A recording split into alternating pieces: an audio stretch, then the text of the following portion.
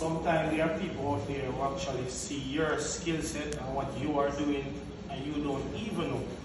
Even someone that is not really supporting you probably day by day because of other reasons. And I would like to identify these persons. I'm Anarchy Stevens, Sir Paul here, I know him all my life.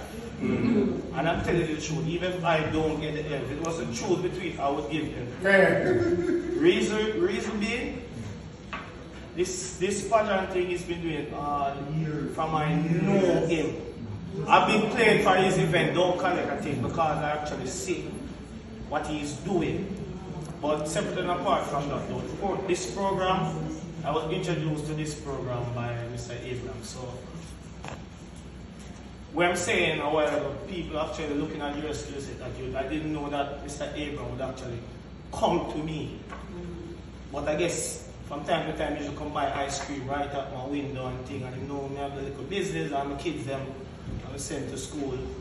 And me and my spouse, we do business hand in hand. But I don't want to stress it out too long, but I'm really grateful for this program. But without ending, I have to really tell you what I've learned. Because sometimes you're doing business and you think you know it, but you don't know, and there's other ways to actually do the business. You understand?